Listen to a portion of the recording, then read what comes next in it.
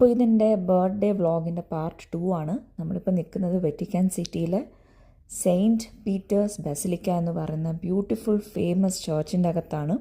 എൻ്റെ birthday vlog part 1ൻ്റെ അകത്ത് ഞാൻ ഈ ചർച്ചിൻ്റെ കുറച്ച് ഭാഗങ്ങൾ കാണിച്ചിട്ടുണ്ടായിരുന്നു. അതിൻ്റെ കണ്ടിന്യൂഷനാണ്. അകത്തേക്ക് പോയപ്പം ഇതായിരുന്നു അതിൻ്റെ ഒരു മെയിൻ ഒരു സ്ഥലം എന്ന് പറയുന്നത്. ഇവിടെയാണ് നമ്മുടെ ജീസസിൻ്റെ ഒരു പടമുണ്ട്. അതിന് ചുറ്റും ഫുള്ളും ഗോൾഡൻ രീതിയിലായിരുന്നു വച്ചിരിക്കുന്നതെല്ലാം. പെയിൻറ്റിങ്സ് ആയിക്കോട്ടെ, ആ ഒരു സ്റ്റാച്ചു ആയിക്കോട്ടെ. ഇതാണ് നമ്മൾ നേരത്തെ പോപ്പിൻ്റെ സ്പീച്ച് കേൾക്കാൻ നിന്ന സ്ഥലം. ഞാൻ നേരത്തെ വ്ളോഗിൽ അത് ഇൻക്ലൂഡ് ചെയ്തിട്ടുണ്ടായിരുന്നു. കാണാത്തവരുണ്ടെങ്കിൽ പ്ലീസ് പാർട്ട് 1 കാണണം. പാർട്ട് 1ൻ്റെ ലിങ്ക് ഞാൻ ഈ വ്ളോഗിൽ ഇട്ടേക്കാം. ഇതാണ് നമ്മളുടെ പോപ്പ് താമസിക്കുന്ന സ്ഥലം എന്നാണ് എനിക്ക് തോന്നുന്നത്. അതുകൊണ്ടാണ് ആ സെക്യൂരിറ്റി ഗാർഡ് നമ്മൾ കണ്ടത്. ഇതിവിടുത്തെ ഫേമസ് കാസിലാണ്. നമ്മളിതെല്ലാം പുറത്തുനിന്ന് ജസ്റ്റ് കണ്ടതേ ഉള്ളൂ കേട്ടോ. ഇതിന് തൊട്ടടുത്ത് തന്നെ ഒരു റിവറുണ്ട്. അപ്പോൾ ആ റിവറും കണ്ട് ആ ഒരു കാസിലിൻ്റെ ഒരു ബ്യൂട്ടിയും കുറച്ച് നേരം നമ്മൾ നിന്ന് കണ്ടു.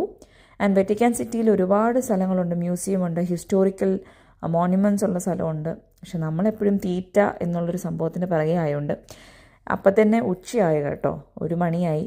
അപ്പം നമ്മൾ നേരെ ഫുഡ് കഴിക്കാൻ പോയി. പിന്നെ ഇറ്റലിയിൽ നിങ്ങൾക്കറിയാലോ, പീസ ആൻഡ് സ്പാഗറ്റിയാണ് അവിടുത്തെ ഒരു പ്രത്യേകത എന്ന് പറയുന്നത്.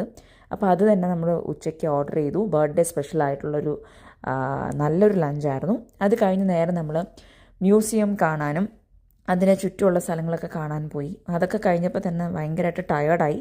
അപ്പോൾ പിന്നെ നമ്മളൊരു ഐസ്ക്രീം കഴിക്കാൻ പ്ലാൻ ചെയ്തു. തൊട്ടടുത്ത് തന്നെ ജെലാറ്റോ ഐസ്ക്രീം ഉണ്ടായിരുന്നു. എന്തായാലും അവിടെ ഒരുപാട് ഫ്ലേവേഴ്സ് ഉണ്ടായിരുന്നു.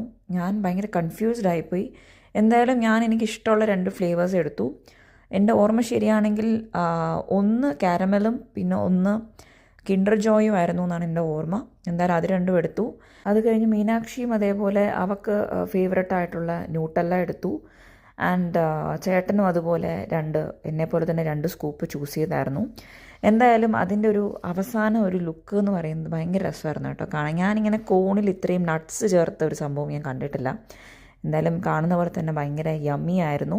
എന്തായാലും ഒരുപാട് നടന്നിട്ടായിരിക്കാം അത്രയും ക്ഷീണം തോന്നിയുകൊണ്ട് തിരിച്ച് നമ്മൾ റൂമിലേക്ക് വന്ന് റെസ്റ്റൊക്കെ എടുത്ത് നമ്മൾ രാത്രി ഡിന്നർ കഴിക്കാൻ പോയി. Birthday special ഡിന്നറായിരുന്നു.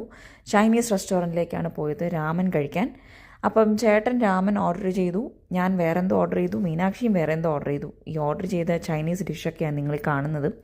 ഇത് കഴിച്ചുകൊണ്ടിരിക്കുമ്പം ഒരു ട്വിസ്റ്റ് ഉണ്ടായി. അത് ഞാനിനി അടുത്ത വ്ളോഗിൽ കാണിക്കുന്നതായിരിക്കും.